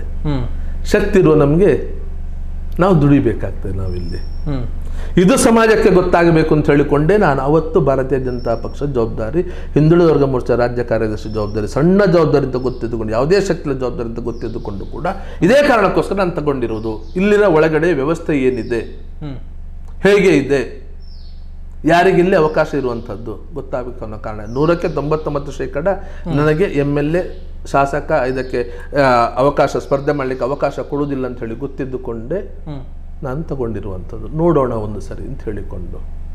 ಹಾಗಾಗಿ ಪಕ್ಷದ ಜವಾಬ್ದಾರಿ ಇದ್ದುಕೊಂಡು ಈ ಅನ್ಯಾಯ ಮತ್ತೆ ಅನುಭವಿಸಿದಾಗ ನನಗೆ ಹೊರಗಡೆ ಬರಲಿಕ್ಕೊಂದು ಅವಕಾಶ ಆಯಿತು. ಅಲ್ಲಿ 15 ವರ್ಷದ ಹಿಂದೆ ಸಂಸದನ ಸ್ಥಾನಕ್ಕೆ ಇದ್ದಾಗ ಎಲ್ಲವನ್ನು ಮಾಡಿಕೊಂಡು ಕೂಡ ಅವಕಾಶ ನಿರಾಕರಣೆ ಆದಾಗ ಕೂಡ ನಾನು ಸತ್ಯ ದುಡಿದಿದ್ದ. ಸಂಘಟನೆ ಜವಾಬ್ದಾರಿ ಇದ್ದ ಸತ್ಯನಿಗೆ. ಸಂಘಟನೆ ಜವಾಬ್ದಾರಿ ಇದ್ದುಕೊಂಡು ಸ್ಪರ್ಧೆಗೆ ಅವಕಾಶ ಸಿಕ್ಕಿಲ್ಲ ಅಂತ ಹೇಳಿಕೊಂಡು ಬಂದ್ರೆ ಅದು ಸಮಾಜಕ್ಕೆ ಮಾಡಿದ ಅನ್ಯಾಯ ಆಗ್ತದೆ, ದ್ರೋಹ ಆಗ್ತದೆ, ಸಂಘಟನೆ ಮಾಡಿದ ದ್ರೋಹ ಆಗ್ತದೆ. ಈ ಸತ್ಯ ಗೊತ್ತಿದ್ದುಕೊಂಡು ಸತ್ಯ ಅವತ್ತು ಜವಾಬ್ದಾರಿ ಬಿಡ್ಲಿಲ್ಲ, ಹೊರಗಡೆ ಬಂದಿಲ್ಲ. ಆ ನಂತರ ಬಂದಾಗ ಕೂಡ ಸತ್ಯದನ್ನು ಬಿಡ್ಲಿಲ್ಲ. ಸತ್ಯ ಅಲ್ಲೇ ಮತ್ತೆ ದುಡಿದ. ಯಾಕಂತ ಹೇಳಿದ್ರೆ ಒಂದಷ್ಟು ಕಾರ್ಯಕರ್ತರಿಗೆ ನಾನು ಮಾತು ಕೊಟ್ಟಿದ್ದೆ, ನಾನಿದ್ದೇನೆ ಅಂತ ಹೇಳಿಕೊಂಡು ಆ ಕಾರಣಕ್ಕೋಸ್ಕರ ಅಲ್ಲಿ ಜವಾಬ್ದಾರಿ ಇರೋ ತನಕ ನಾನು ಮಾತು ಕೊಟ್ಟಿರೋ ತನಕ ಅದು ಬಿಡುವ ಹಾಗಿಲ್ಲ. ಇಲ್ಲಿ ಪಕ್ಷದ ಜವಾಬ್ದಾರಿ ಇದ್ದಂಥದ್ದು. ಹಾಗಾಗಿ ಇಲ್ಲಿ ಯಾವಾಗ ಮತ್ತೆ ಇಲ್ಲಿ ಬಂದ ಮೇಲೆ ಒಳಗಡೆ ಇಷ್ಟು ದುಡ್ದ ಮೇಲೆ ಇಷ್ಟು ಕೆಲಸ ಮಾಡಿದ ಮೇಲೆ ಕೂಡ ಮತ್ತೆ ಅನ್ಯಾಯ ಆಗ್ತದೆ ಅಂತ ಹೇಳಿದಾಗ ಇನ್ನು ಇಲ್ಲಿ ಇರೋದು ಸರಿಯಲ್ಲ, ಇದನ್ನು ತಿಳಿಸಬೇಕು ಅಂತ ಹೇಳಿಕೊಂಡು ಅದೇ ಕಾರಣಕ್ಕೋಸ್ಕರ ಜವಾಬ್ದಾರಿ ಬಿಟ್ಟು ಹೊರಗಡೆ ಬಂದಿರುವಂಥದ್ದು. ಇಡೀ ಪರಿವಾರದಿಂದ ಒಂದು ಅಂತರವನ್ನು ಕಾಯ್ದುಕೊಂಡಿರುವಂಥದ್ದು. ಆದರೆ ನಾರಾಯಣಗುರು ವಿಚಾರ ವೇದಿಕೆ ಸಂಘಟನೆ ಪ್ರಾರಂಭ ಮಾಡುವ ತನಕ ಯಾವುದೇ ಹಿರಿಯರು, ಯಾವುದೇ ಪ್ರಮುಖರು ಯಾರು ನನ್ನ ಹತ್ರ ಮಾತುಕತೆಗೆ ಬರಲಿಲ್ಲ. ಯಾರು ಬರಲಿಲ್ಲ. ಯಾಕೆ ಬಿಟ್ಟಿದ್ದೀರಿ? ಏನಾಯ್ತು, ಏನು ಇದಾಗಿದೆ? ನಾನು ಒಂದೇ ಮಾತು ಹೊತ್ತು ಹೇಳಿದ್ದೆ, ಸತ್ಯ ನಮ್ಮಿಂದ ತಪ್ಪಾಗಿದೆ, ನಿಂಗೆ ಅನ್ಯಾಯ ಆಗಿದೆ, ನಮ್ಮಿಂದ ತಪ್ಪಾಗಿದೆ ಅಂತ ಹೇಳಿಕೊಂಡು ಅಷ್ಟೇ ಕೇಳಿ, ಅದು ಬಿಟ್ಟು ಬೇರೆ ಏನೂ ಕೇಳೋದಿಲ್ಲ. ಇಲ್ಲ, ನನಗಿಂತ ಹೆಚ್ಚಿನ ಯೋಗ್ಯತೆ ನೀವ್ಯಾರಿಗೆ ಸೀಟ್ ಕೊಟ್ಟಿದ್ದೀರಿ ಅವನಿಗೆ ಇತ್ತು ಅನ್ನೋದನ್ನು ನನಗೆ ಮನಸ್ಸಿಗೊಪ್ಪೋ ಹಾಗೆ ನೀವು ನನಗೆ ಹೇಳಿ, ನನಗೆ ತಿಳಿಸಿಕೊಡಿ. ಎರಡೇ ನಂದಿರುವಂಥದ್ದು. ಎಲ್ಲ ಜವಾಬ್ದಾರಿ ಬಿಟ್ಟು ಸಾಮಾನ್ಯ ಕಾರ್ಯಕರ್ತನ ಹಾಗೆ ನಾನು ಪಕ್ಷಕ್ಕೆ ದುಡಿತೇನೆ ನಾನು. ತಪ್ಪಾಗಿದ್ದು ಒಪ್ಪಿಕೊಳ್ಳಿ ನನ್ನ ಹತ್ರ. ಇಲ್ಲ ಅಂತ ಹೇಳಿ ಆದರೆ ಇದೇ ಒಂದು ಮಾಡಿ ನನಗೆ ಅರ್ಥ ಆಗುವ ಹಾಗೆ, ನನಗೆ ಇದಾಗುವ ಹಾಗೆ ಹೇಳಿ, ನನಗಿಂತ ಹೆಚ್ಚಿನ ಯೋಗ್ಯತೆ ಅವನಿಗೆ ಈ ರೀತಿ ಗೆಲ್ಲುವುದಕ್ಕೆ, ಇದಕ್ಕೆ ಉತ್ತರ ಕೊಡಿ. ಆ ಪ್ರಶ್ನೆಗೆ ಇವತ್ತಿನ ತನಕ ಉತ್ತರ ಸಿಕ್ಕಿಲ್ಲ. ನಾನು ನಾರಾಯಣಗುರು ವಿಚಾರ ಸಂಘಟನೆ ಮಾಡಿಕೊಂಡು ಸಂಘಟನೆ ಯಾವಾಗ ಬಲ ಆಯಿತು, ಶಿವಮೊಗ್ಗದಲ್ಲಿ ಯಾವಾಗ ಅಂತಹ ಒಂದು ಅಭೂತಪೂರ್ವವಾದ ರ್ಯಾಲಿ ಆಯಿತು, ಸಭೆ ಆಯಿತು, ಯಾವುದೇ ದೊಡ್ಡ ವ್ಯಕ್ತಿಗಳು ಇಲ್ಲದೆ ಸಮಾಜ ಒಟ್ಟಾಗಿ ಬಂದಿತ್ತು, ಆನಂತರ ಮಾತುಕತೆಗೆ ಅವರು ಬರ್ತಾರೆ. ಆದರೂ ಮತ್ತೆ ಬಂದು ಸತ್ಯ ನಾವು ಒಟ್ಟಿಗೆ ದುಡಿದವರು, ನೀನು ಬಾ, ಯಾವುದೇ ಷರತ್ತು ಇಡಬೇಡ, ಸೇರ್ಕೋ, ದುಡಿ, ಖಂಡಿತ ನಿಮಗೆ ಶಕ್ತಿ ಇದೆ, ಸಿಗ್ತದೆ, ಈ ಮಾತು ಹೇಳೋದು ಬಿಟ್ಟರೆ ಬೇರೆ ಯಾವುದೇ ಮಾತುಗಳಿಲ್ಲ. ಅದರ ಮಧ್ಯದಲ್ಲಿ ಇನ್ನೊಬ್ಬರು ಹಿರಿಯರು ಇನ್ನೊಂದು ಮಾತನ್ನು ಹೇಳಿದರು. ಹೆದರಿಕೊಂಡು ಬಂದಿರೋದಲ್ಲ, ಅನಿವಾರ್ಯತೆ ಅಂತ ಹೇಳಿಕೊಂಡು ಕೂಡ ಅಲ್ಲ, ಅದೆಷ್ಟು ವರ್ಷ ನಮ್ಮ ಜೊತೆ ಇದ್ದವನು ಅನ್ನೋ ಕಾರಣಕ್ಕೋಸ್ಕರ ಬಂದಿರೋದು ಅಂತ ಹೇಳಿಕೊಂಡು ನಾನು ಕೇಳಿದೆ. ನನಗೂ ಯಾವುದೇ ಅನಿವಾರ್ಯತೆ ಇಲ್ಲ. ಈ ಸಮಾಜದ, ಈ ರಾಷ್ಟ್ರದ ಕೆಲಸ ಮಾಡಬೇಕಿದ್ರೆ ಸಂಘ ಪರಿವಾರ ಒಂದೇ ದಾರಿ ಅಲ್ಲ, 100 ದಾರಿ ಇದೆ ಕೆಲಸ ಮಾಡುವವರಿಗೆ. ಮಾಡ್ಲಿಕ್ಕೆ ಗೊತ್ತಿಲ್ಲದೊಂದು ದಾರಿ ಇಲ್ಲದೆ ಇರಬಹುದು, ಮಾಡುವವನಿಗೆ 100 ದಾರಿ ಇದೆ. ನನಗೆ ಕೂಡ ಸಂಘ ಪರಿವಾರ ಒಂದೇ ಅನಿವಾರ್ಯ ಅಲ್ಲ, ರಾಜಕೀಯ ಒಂದೇ ಅನಿವಾರ್ಯ ಅಲ್ಲ. MLA MP ಆಗದೆ ನನಗೆ ಗನ್ಮ್ಯಾನು ಬಂದಿದೆ, ಎಸ್ಕಾರ್ಟ್ ಗಾಡಿ ಇಟ್ಟುಕೊಂಡು ನನ್ನನ್ನು ಕರ್ಕೊಂಡು ಕೆಲವೊಂದು ಕಡೆ ಕಾರ್ಯಕ್ರಮಕ್ಕೆ ಹೋದಾಗ ಪೈಲಟ್ ಗಾಡಿ ಕೂಡ ನನಗೆ ಬಂದಿದೆ. ಆ ರಾಜಕೀಯದ ಅಧಿಕಾರದ ಮದ ಏನು ಇರಬೇಕು ಅಂತ ಹೇಳಿ ಯಾವುದೂ ಇಲ್ಲದನ್ನ ಎಷ್ಟು ವರ್ಷ ಕೆಲಸ ಮಾಡಿರೋನು, ನನಗೂ ಕೂಡ ಯಾವುದೇ ಅನಿವಾರ್ಯತೆ ಇಲ್ಲ ಅಂತ ಹೇಳಿದೆ. ನಾನು ಬರಬೇಕಿದ್ರೆ ರಾಜಕೀಯದ ಒಳಗಡೆ ಮತ್ತೆ ಬರಬೇಕಿದ್ರೆ, ಸಂಘ ಪರಿವಾರ ಒಳಗಡೆ ಮತ್ತೆ ಬರಬೇಕಿದ್ರೆ, ಎಲ್ಲಿ ನನಗೆ ಅಪಮಾನ ಆಗಿದೆ ಅದೇ ರಾಜಕೀಯ ಕ್ಷೇತ್ರದಲ್ಲಿ ಗೌರವಯುತವಾಗಿ ನನ್ನ ಯಾವ ರೀತಿ ನಡೆಸ್ಕೊಳ್ತೀರಿ ಅದನ್ನು ನೀವು ಹೇಳಿ. ನಾನು ಡಿಮಾಂಡ್ ಇಡುವುದಿಲ್ಲ. ನನ್ನ 35 ವರ್ಷ ನನ್ನ ಕೆಲಸಕ್ಕೆ ನೀವೇನು ಬೆಲೆ ಕಟ್ತೀರಿ ಅದನ್ನು ನನಗೆ ಹೇಳಿ ಅಂತ ಹೇಳಿದೆ ನಾನು. ನಾನು ಡಿಮಾಂಡ್ ಇಡುವುದಿಲ್ಲ. ನನ್ನ 35 ವರ್ಷ ನಾನು ದುಡಿದಿರುವಂಥ, ನಾನು ಮಾಡಿರುವಂಥ ಕೆಲಸ ಕಾರ್ಯಗಳಿಗೆ, ನಾನು ಮಾಡಿರೋ ಹೋರಾಟಕ್ಕೆ ನೀವು ಯಾವ ರೀತಿ ಬೆಲೆಯನ್ನು ಕಟ್ತೀರಿ, ಏನು ಬೆಲೆ ಕಟ್ತೀರಿ ಅದನ್ನು ನೀವು ಡಿಸೈಡ್ ಮಾಡಿ. ಅದು ನನಗೆ ಕೊನೆಗೆ ಒಪ್ಪಿಗೆದೆಯಲ್ಲ ಅಂತ ನಾನು ಹೇಳ್ತೀನಿ. ನನ್ನ ಡಿಮಾಂಡ್ ಇಲ್ಲ, ನೀವು ಹೇಳಿ. ಬರಬೇಕಾದ ಅನಿವಾರ್ಯತೆ ನನಗೂ ಕೂಡ ಇಲ್ಲ, ನಿಮಗೆ ಅನಿವಾರ್ಯ ಆದರೆ, ನಿಮಗೆ ಬೇಕಾದರೆ ಇದನ್ನು ಡಿಸೈಡ್ ಮಾಡಿಕೊಂಡು ಬನ್ನಿ ಅಂತ ನಾನು ಹೇಳಿ ಕಳಿಸಿದೆ. ಇವತ್ತಿಗೂ ಸತ್ಯಜಿತೆಯನ್ನು ಸಿಕ್ಕಿಲ್ಲ ಅಂತ ಹೇಳಿಕೊಂಡು ಕುಗ್ಗಿ ಹೋಗಿಲ್ಲ, ಬಗ್ಗಿಕೊಂಡು ಅಣ್ಣ ನನ್ನ ತಪ್ಪಾಯ್ತು ನಂಗೆ ಏನಾದರೂ ಕೊಡಿ ಅಂತ ಹೇಳಿಕೊಂಡು ಕೇಳುವಂಥ ಪರಿಸ್ಥಿತಿ ಸತ್ಯಜಿತ್ಗೆ ಇಲ್ಲ, ಬರುವುದೂ ಇಲ್ಲ. ಮುಂದಿನ ವರ್ಷದಲ್ಲಿ ಕೂಡ ಬರುವುದೂ ಇಲ್ಲ ಆ ರೀತಿ ಸತ್ಯಜಿತ್. ಒಂದಷ್ಟು ಜನ ಜೊತೆಯಲ್ಲಿದ್ದವರು ಕೂಡ ಅವರವರ ರಾಜಕೀಯ ಅನಿವಾರ್ಯಗಳಿಗೋಸ್ಕರ ನನ್ನನ್ನು ಬಿಟ್ಟು ದೂರ ಹೋದರು, ಅವರವರ ಅನಿವಾರ್ಯಗಳಿಗೋಸ್ಕರ. ಹಾಗೆ ಅಂತ ಹೇಳಿಕೊಂಡು ನಾನೇನೋ ಕುಗ್ಗಿ ಹೋಗಿದ್ದೇನೆ, ಹೆದರಿ ಹೋಗಿದ್ದೇನೆ, ನನಗೇನು ಶಕ್ತಿ ಇದೋ ಇಲ್ಲೋ, ಏನು ಮಾಡೋದು ಅಂತ ಹೇಳಿ ನನಗೆ ಅದು ಯಾವುದು ಕೂಡ ಇಲ್ಲ ನನಗೆ. ಯಾಕಂತೇಳಿ ನಾವು ಆ ರೀತಿ ಇದ್ದವರು ಅಲ್ಲ. ನಾವು ನ್ಯಾಯದಲ್ಲಿ, ಸತ್ಯದಲ್ಲಿ, ದೇವರಲ್ಲಿ ನಂಬಿಕೆ ಇಟ್ಟು ಬದುಕಿದವರು. ಕಾರ್ಯಕರ್ತರಿಂದಾಗಿ ನಾನು ಇವತ್ತು ಈ ಹಂತಕ್ಕೆ ಬಂದಿರುವನು. ಆ ಕಾರ್ಯಕರ್ತರು ಇವತ್ತು ನನ್ನ ಜೊತೆಯಲ್ಲಿದ್ದಾರೆ. ನಾನು ಇಷ್ಟೆಲ್ಲ ಹೋರಾಟ ಮಾಡಿದ್ರೆ ಆ ಎಲ್ಲ ಕಾರ್ಯಕರ್ತರ ಸಹಕಾರದಿಂದ ನನ್ನ ಈ ಹೋರಾಟಗಳು ನಡೆದಿರುವಂತದ್ದು. ಆ ಕಾರ್ಯಕರ್ತರು ಇವತ್ತಿಗೂ ನನ್ನ ಜೊತೆಯಲ್ಲಿದ್ದಾರೆ. ಇವರೇನು ದೇವ ದುರ್ಲಭ ಕಾರ್ಯಕರ್ತರು ಅಂತ ಹೇಳ್ತಾರೆ, ಅದು ಇವತ್ತು ಇರೋದು ನನ್ನ ಜೊತೆಯಲ್ಲಿ, ನನ್ನ ಜೊತೆಯಲ್ಲಿರುವಂತದ್ದು. ಇವತ್ತಿಗೂ ಬರ್ತಾರೆ, ನಾನು ಕರೆದು ಇವತ್ತಿಗೂ ಬರ್ತಾರೆ. ಆ ವಿಶ್ವಾಸ ನನಗೂ ಇದೆ. ಅವರು ನನ್ನನ್ನು ಬಿಟ್ಕೊಟ್ಟಿಲ್ಲ, ನಾನು ಅವರನ್ನು ಬಿಟ್ಕೊಡೋ ಪ್ರಶ್ನೆ ಇಲ್ಲ. ಓಕೆ. ಸಂಘಟನೆಯಲ್ಲಿ ತುಂಬಾ ಜನ ಕೆಲಸ ಮಾಡಿದ್ದಾರೆ. ಎಲ್ಲರೂ ಕೂಡ ಅಧಿಕಾರ ಬೇಕು, ರಾಜಕೀಯ ಬೇಕು ಅಂತ ಹೇಳಲಿಲ್ಲ. ಈಗ ಕಾರ್ಯಕರ್ತರಿಗೆ ಒಂದು ಧ್ವನಿ ಆಗಬೇಕು ಅನ್ನುವಂಥ ನೆಲೆಯಲ್ಲಿ ರಾಜಕೀಯಕ್ಕೆ ಬಂದೆ ಅನ್ನುವಂಥ ಅವಕಾಶ ಕೇಳಿದೆ ಅನ್ನುವಂಥ ಮಾತನ್ನ ಹೇಳಿದ್ರಿ. ಎಷ್ಟೋ ಜನ ಆ ಸಂಘಟನೆಗಾಗಿ ತಮ್ಮ ಜೀವನವನ್ನು ಸವಿಸಿದವರಿದ್ದಾರೆ, ಹಿರಿಯರಾಗಿದ್ದಾರೆ, ಏನು ಬಯಸದೆ ಅವರು ಕೆಲಸವನ್ನ ಮಾಡಿ ಹೋಗಿದ್ದಾರೆ. ಸತ್ಯಜಿತ್ ಮಾತ್ರ ಆ ವಿಷಯದಲ್ಲಿ ಸ್ವಾರ್ಥಿಯಾದರು ಅನ್ನುವಂಥ ಆರೋಪ. ಒಂದು ಸಂಘ ಪರಿವಾರದಲ್ಲಿ ಅನೇಕ ಸಂಘಟನೆ ಇದೆ. ನೇರವಾಗಿ ರಸ್ತೆಯಲ್ಲಿ ನಿಂತುಕೊಂಡು ಈ ಸಮಾಜ ಮಧ್ಯೆ ಕೆಲಸ ಮಾಡ್ತಿರುವಂತಹ ಸಂಘಟನೆಗಳು 2-3 ಮಾತ್ರ. ಸಂಘದ ಚಟುವಟಿಕೆ ಬೇರೆ, ಅದು ವ್ಯಕ್ತಿ ನಿರ್ಮಾಣದಿಂದ ರಾಷ್ಟ್ರ ನಿರ್ಮಾಣ. ನೇರ ಸಮಸ್ಯೆಗಳನ್ನು ಎದುರಿಸಿಕೊಂಡು ಸಮಸ್ಯೆಗಳಿಗೆ ಎದುಗೊಟ್ಟುಕೊಂಡು ಕೆಲಸ ಮಾಡಬೇಕಾಗಿರೋ ಸಂಘಟನೆಗಳು ಇಲ್ಲಿ 2 ಮಾತ್ರ: ಹಿಂದೂ ಜಾಗರಣ ವೇದಿಕೆ ಮತ್ತು ಬಜರಂಗ ದಳ. ವಿಶ್ವ ಹಿಂದೂ ಪರಿಷತ್ ಕೂಡ ಧಾರ್ಮಿಕ ಕ್ಷೇತ್ರದ ಕಾರ್ಯವ್ಯಾಪ್ತಿ. ನಿಜವಾಗಿ ಬಜರಂಗ ದಳ ಕೂಡ ವಿಶ್ವ ಹಿಂದೂ ಪರಿಷತ್ ಕೈಗೊಂಡ ಕಾರ್ಯವನ್ನು ಯಶಸ್ವಿ ಮಾಡುವಂಥದ್ದು ಬಜರಂಗ ದಳ. ಅದಕ್ಕೋಸ್ಕರ ಇರುವಂಥ ಯುವ ಸಂಘಟನೆ, ನೇರ ಸಂಘಟನೆ ಅಲ್ಲ. ಆ ದೊಡ್ಡ ಜವಾಬ್ದಾರಿಯನ್ನು ಇಟ್ಟುಕೊಂಡು ರಸ್ತೆಯ ಮಧ್ಯದಲ್ಲಿ ಸಾರ್ವಜನಿಕರ ಧ್ವನಿಯಾಗಿದ್ದುಕೊಂಡು ಸಮಾಜಕ್ಕೆ ಶಕ್ತಿಯನ್ನು ತುಂಬಿಸಿಕೊಂಡು ಪ್ರಾಮಾಣಿಕವಾಗಿ 25-26 ವರ್ಷ ದುಡಿದ ನಂತರ ಕಾರ್ಯಕರ್ತರಿಗೋಸ್ಕರ ವ್ಯವಸ್ಥೆಯನ್ನು ಕೇಳಿರುವಂಥದ್ದು. ದುಡಿದವರು ಎಲ್ಲರೂ ಕೇಳಬೇಕು. ಆದ್ರೆ ಆ ವ್ಯಾಪ್ತಿಯಲ್ಲಿ ನನ್ನಷ್ಟು ಆ ಕಾರ್ಯಕರ್ತರ ವ್ಯವಸ್ಥೆಗಳು, ಸಮಸ್ಯೆಗಳು, ಅದಕ್ಕೆ ಧ್ವನಿಯಾಗಿದ್ದುಕೊಂಡು ಅದಕ್ಕೆ ಹೆಗಲು ಕೊಟ್ಟುಕೊಂಡು ಆ ಆರ್ಥಿಕ ಸಮಸ್ಯೆಯನ್ನು ನಿಭಾಯಿಸಿಕೊಂಡು ಕೋರ್ಟು, ಕೇಸುಗಳು, ಮೊಕದ್ದಮೆಗಳು, ಪೊಲೀಸ್ ಸ್ಟೇಷನ್ ಇದರಲ್ಲೇ ಇದ್ದುಕೊಂಡು ದುಡಿದಂಥವರು ನನ್ನಷ್ಟು ದುಡಿದವರು ಈ ರಾಜ್ಯದಲ್ಲಿ ಇವತ್ತು ಯಾರೂ ಇಲ್ಲ. ಬಹುತೇಕ ಯಾರೂ ಇಲ್ಲ. ಹಿಂದುತ್ವ ಹೋರಾಟ, ಆ ಕಾರ್ಯಕರ್ತರು, ಜೈಲು, ಕೋರ್ಟು, ಕೇಸುಗಳು, ಮೊಕದ್ದಮೆಗಳು, ಅವರ ಮನೆಗಳು, ಅದರ ವ್ಯವಸ್ಥೆಗಳು, ಇವತ್ತೆಲ್ಲವೂ ಒಬ್ಬ ಹಿಂದುತ್ವದ ಕಾರ್ಯಕರ್ತನ ಹತ್ಯೆ ಆದಾಗ ಸೋಷಿಯಲ್ ಮೀಡಿಯಾ ಹಾಕಿದಾಗ ಅದರಷ್ಟಕ್ಕೆ ಅದು ಹಣ ಬಂದು ಬೀಳೋದು ಬಿಟ್ಟರೆ, ಅವತ್ತಿನ ದಿವಸದಲ್ಲಿ ಮನೆಗೆ ಹೋಗಿ ಇದ್ದವ್ರ ಜೊತೆ ಮಾತಾಡಿಕೊಂಡು ಅದನ್ನು ಸಂಗ್ರಹ ಮಾಡಬೇಕು ಅನಿವಾರ್ಯತೆ ಇತ್ತು. ಒಂದು ಮದುವೆಗಳು 1 ಲಕ್ಷ 2 ಲಕ್ಷ ಒಟ್ಟು ಮಾಡಬೇಕಿದ್ರೆ ನಾವು ಪಟ್ಟಿರೋ ಶ್ರಮ ಅದು ಅವರಿಗೂ ಗೊತ್ತು, ನಮ್ಗೆ ಗೊತ್ತು, ನಮ್ಮ ಜೊತೆಲಿದ್ದವ್ರಿಗೆ ಗೊತ್ತು. ಇದೆಲ್ಲ ಆದಾಗ ಇಷ್ಟು ಇದ್ದುಕೊಂಡು ಕೇಳುವುದರಲ್ಲಿ ತಪ್ಪೇನಿದೆ? ಅದು ಕೂಡ ನಾವು ಒತ್ತಡ ಹಾಕಲಿಲ್ಲ. ಕೇಳಿರುವಂಥದ್ದು, ಹಿರಿಯರ ಮುಖಾಂತರ ಮಾತಾಡಿಸಿರುವಂಥದ್ದು. ಇವರು ಯಾವ್ದು ಹೇಳಿದ್ರು, ಪಕ್ಷದಲ್ಲಿ ದುಡಿದು ಅಲ್ಲಿಂದ ತಗೋ ಅಂತ ಹೇಳಿದ್ರು, ಪಕ್ಷದ ಜವಾಬ್ದಾರಿ ತಗೊಂಡು ದುಡಿದ್ವಿ ನಾವು. ಹಿಂದೆ ನಿರಾಕರಣೆ ಆದಾಗ ಕೂಡ ಸಂಘಟನೆ ಬಿಟ್ಟು ಹೋಗ್ಲಿಲ್ಲ ನಾವು, ದುಡಿದ್ವಿ ನಾವು. ಅದೇ ಬೇರೆಯವರಿಗಾದಾಗ ಒಂದು ನೀತಿ, ನಮ್ಗೊಂದು ನೀತಿ. ಯಾಕದು? ತೇಜಸ್ವಿ ಸೂರ್ಯನಿಗೆ ಪಕ್ಷದ ಜವಾಬ್ದಾರಿ ಇತ್ತಾ? ಕೊಟ್ರಲ್ಲ. ಯಾವ ಆಧಾರದ ಮೇಲೆ ಕೊಟ್ರು? ಪ್ರತಾಪ್ ಸಿಂಹನಿಗೆ ಪಕ್ಷದ ಜವಾಬ್ದಾರಿ ಇತ್ತಾ? ಸಂಘ ಪರಿವಾರದಲ್ಲಿ ಯಾವ್ದ್ರಲ್ಲೂ ದುಡಿದವನ ಪ್ರತಾಪ್ ಸಿಂಹ? ಯಾವ್ದ್ರಲ್ಲೂ ದುಡಿದವನಲ್ಲ ಪ್ರತಾಪ್ ಸಿಂಹ. ಅವನೇ ಕರ್ಕೊಂಡು ಬಂದವ್ರಿಗೆ ಕೊಟ್ಟಿಲ್ವಾ? MP ಸೀಟ್ ಕೊಟ್ಟಿಲ್ವಾ? ತೇಜಸ್ವಿ ಸೂರ್ಯ ABP ಇದ್ದವನು, ಸ್ವಲ್ಪ ಸಮಯ ಇದ್ದವನು, ಅವನೇ ಕೊಟ್ಟಿಲ್ವಾ? ABP ಅವರಿಗೆ ಎಷ್ಟು ಮಂದಿಗಳಿಗೆ ಕೊಟ್ಟಿಲ್ಲ ಇವರು?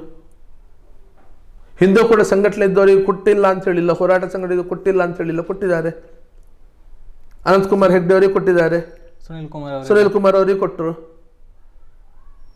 ಸುನೀಲ್ ಕುಮಾರ್ ಕೂಡ ನನ್ನಷ್ಟು ಹೋರಾಟ ಮಾಡಿದವರಲ್ಲ. ಅನಂತಕುಮಾರ್ ಹೆಗ್ಡೆ ಅವರು ಅವ್ರ 17 ವರ್ಷ ಪ್ರಾಯದಿಂದ ಸಿಗೋ ತನಕ ಸಂಘಟನೆಯಲ್ಲಿ ಬಹಳಷ್ಟು ಹೋರಾಟ ಮಾಡಿದವರು, 2 ಮಾತಿಲ್ಲ ಅದರಲ್ಲಿ. ನಂದು ಇಷ್ಟು ಸುದೀರ್ಘ ವರ್ಷದ ಹೋರಾಟದ ಇತಿಹಾಸ ಇದ್ದುಕೊಂಡು ಅಧಿಕಾರ ಇಲ್ಲದಿದ್ದಾಗ ಇಲ್ಲೆಲ್ಲವನ್ನು ಬೆಳೆಸಿ ಬಿಟ್ಟು ಇಡೀ ದಕ್ಷಿಣ ಕನ್ನಡ ಜಿಲ್ಲೆಯಲ್ಲಿ ಒಂದು ರೀತಿ ಕಟ್ಟಿಕೊಟ್ಟವರು ನಾವು. ಹುಬ್ಬಳ್ಳಿಯ ಘಟನೆ ಇಡೀ ರಾಜ್ಯಕ್ಕೆ ಶಕ್ತಿಯನ್ನು ತುಂಬಿಸಿರುವಂಥ ಘಟನೆ ಅದು. ನಾವು ನ್ಯಾಯಯುತವಾಗಿ ಕೇಳಿದರೆ ಅದಕ್ಕೆ ಮನ್ನಣೆ ಇಲ್ಲ ಅಂತ ಹೇಳಿ, ಆದರೆ ಅದರ ಜೊತೆಯಲ್ಲಿ ಅದಕ್ಕೆ ಬರುವಂಥ ಮಾತು ಹಿಂದುತ್ವದ ಹೋರಾಟ, ಹಿಂದುತ್ವ ಒಂದೇ ಮಾನದಂಡ ಅಲ್ಲ ಅಂತ ಹೇಳಿಕೊಂಡು ಬಂದರೆ, ಹಿಂದುತ್ವ ಹೋರಾಟ ಒಂದೇ ಮಾನದಂಡ ಅಲ್ಲ ಅಂತ ಹೇಳಿ ಬಂದರೆ ಮತ್ತೆ ಯಾವ ಇದರಲ್ಲಿ ಉಳಿಬೇಕು? ನಾವೆಲ್ಲಿ ಯಾವ ಇದರಲ್ಲಿ ಉಳಿಬೇಕು? ಇಷ್ಟು ಇದ್ದುಕೊಂಡು ಬೇರೆಯವರಿಗೆ ಕೊಟ್ಟಿರುವಾಗ ಕೊಡದೇ ಇರುವಾಗ ಬೇರೆ ಪ್ರಶ್ನೆ. ನನ್ನಷ್ಟು ದುಡಿದವರಲ್ಲಿ ಇನ್ನೊಬ್ಬ ಇಲ್ಲ ಅನ್ನುವಂಥದ್ದು ಗೊತ್ತಿದ್ದುಕೊಂಡು ಕೂಡ ಯಾರಿದ್ದಾರೆ ಇವತ್ತು? ಸಲನ್ ಪಂಪಲ್ಲಿ ಎಷ್ಟು ವರ್ಷ ಆಯಿತು? ಎಷ್ಟು ವರ್ಷ ಆಯಿತು? ಬೇರೆ ಎಲ್ಲಿ ಪರಿವಾರ ಜವಾಬ್ದಾರಿದು, ಹೋರಾಟ ಸಂಘಟನೆ ಜವಾಬ್ದಾರಿದು ಎಷ್ಟು ವರ್ಷದಿಂದಿದ್ದಾರೆ? ಎಲ್ಲ ಅಧಿಕಾರಗಳು ಬಂದ ಮೇಲೆ ಮಾಡಿರುವಂಥದ್ದಲ್ಲ. 91ರಲ್ಲಿ ನಾವು ಜಾಗರಣ ಜವಾಬ್ದಾರಿ ತಗೊಳ್ಬೇಕಿದ್ರೆ, 92ರ ಅಯೋಧ್ಯದ ಹೋರಾಟ ಆಗಬೇಕಿದ್ರೆ, 93ರಲ್ಲಿ ಅವತ್ತು ಇದು ಲವ್ ಜಿಹಾದ್ ಪ್ರಕರಣ ಆಗಿ ಗಲಾಟೆ ಇಲ್ಲಿ ಆಗಬೇಕಿದ್ರೆ, 94 ಹುಬ್ಳಿದ್ದಾಗಬೇಕಿದ್ರೆ ಯಾವ ಅಧಿಕಾರ ಇತ್ತು? 98 ಸುರತ್ಕಲ್ ಗಲಭೆ ಆಗಬೇಕಿದ್ರೆ ಯಾವ ಅಧಿಕಾರ ಇತ್ತು? ಓಕೆ, ಹಾಗಾದರೆ ನಾವು ಕೇಳಿದರೆ ತಪ್ಪದು. ಕೆಲವರು ಹೇಳ್ತಾರೆ ನಾವು ಇಷ್ಟು ವರ್ಷ ದೂರ, ಹೌದು, ಇಲ್ಲ ಅಂತ ಹೇಳೋದಿಲ್ಲ. ನಾವು ಸಂಘದ ಕೆಲಸದಲ್ಲಿ ಜೀವನ ಪೂರ್ತಿ ಅದಕ್ಕೆ ವಹಿಸಿದವರು ಇದ್ದಾರೆ. ಸಂಘದ ಜೀವನದ ಕಥೆಯೇ ಬೇರೆ, ಅದು ಸಂಘದ ಕೆಲಸ ಕಾರ್ಯದ ವ್ಯವಸ್ಥೆಯೇ ಬೇರೆ, ಅದು ಹೋರಾಟ ಸಂಘಟನೆಯ ಜೀವನದ ವ್ಯವಸ್ಥೆಯೇ ಬೇರೆ. ಅದು ನನ್ನ ಜೀವಕ್ಕೇನು ಅಪಾಯ ಇತ್ತು, ಅದರಿಂದ ಉಳಿಬೇಕಿದ್ರು ಕೂಡ ರಾಜಕೀಯ ಶಕ್ತಿ ಅನಿವಾರ್ಯತೆ ಇತ್ತು. ಅದನ್ನಾದ್ರೂ ನೋಡ್ಬೋದಿತ್ತಲ್ಲ. ಸತ್ಯನೇ ಜೀವ ಬೆದರಿಕೆ ಬಂದಿರೋನು ಮನೆ ಕೆಲಸದಿಂದ ಅಲ್ಲಲ್ಲ, ಅವರ ವೈಯಕ್ತಿಕ ಜೀವ ಇದರಲ್ಲಿ ಮನೆ ಇದು ಬಂದಿರೋದಲ್ಲ, ಅವನ ಹಣದ ವಹಿವಾಟಲ್ಲಿ ಅದರಲ್ಲಿ ಬಂದಿರೋದಲ್ಲ. ಹಾಗಾಗಿ ಅದಕ್ಕೂ ಬೆಲೆ ಇಲ್ಲ ಅಂತ ಹೇಳಿ ಆದ್ರೆ, ಆ ಹಿಂದುತ್ವದ ಹೋರಾಟಕ್ಕೂ ಬೆಲೆ ಇಲ್ಲ ಅಂತ ಹೇಳಿ ಆದ್ರೆ, ಮತ್ತೆ ಅಲ್ಲಿರೋದು ಸರಿಯಲ್ಲ ಅಂತ ಹೇಳಿಕೊಂಡು ಅಲ್ಲಿ ಹೊರಗಡೆ ಬಂದೆ ನಾನಷ್ಟೇ. ರಾಜಕೀಯ ಸ್ವಾರ್ಥ ಅಂತ ಹೇಳಿಕೊಂಡು ನೀವು ಕರೀದಿದ್ರೆ ಕರೀಬಹುದು, ಬೇರೆಯವರದಕ್ಕೋಸ್ಕರ ಈಗ ಸತ್ಯನನ್ನು ಇದು ಮಾಡೋದಕ್ಕೋಸ್ಕರ ಕರೆಯುತ್ತಿದ್ರು ಕರೀಬಹುದು. ನಮಗೆ ಹಿಂದೂಗಳ ಓಟು ಮಾತ್ರ ಸಾಕು ಅಂತ ಹೇಳುವಂಥದ್ದು ಭಾಷಣದಲ್ಲಿ. ಒಳಗಡೆ ಹೋಗಿಕೊಂಡು ಅವ್ರ ಜೊತೆ ಅಡ್ಜಸ್ಟ್ಮೆಂಟ್. ಚುನಾವಣೆ ಹತ್ತಿರ ಬಂದಾಗ ಹತ್ಯೆಗಳು ನಡೀತದೆ. ನನ್ನ ಪ್ರಾಣಕ್ಕೆ ಏನಾದರೂ ಅಪಾಯ ಆದರೆ ರಾಜ್ಯಾಧ್ಯಕ್ಷರೇ ಕಾರಣ. ಹೋರಾಟಗಾರರು ಇವತ್ತು ಮನೆಯಲ್ಲಿದ್ದಾರೆ. ಸುದ್ದಿ ಚಾನಲ್, ಕ್ಷಣ ಕ್ಷಣದ ಸುದ್ದಿಗಾಗಿ.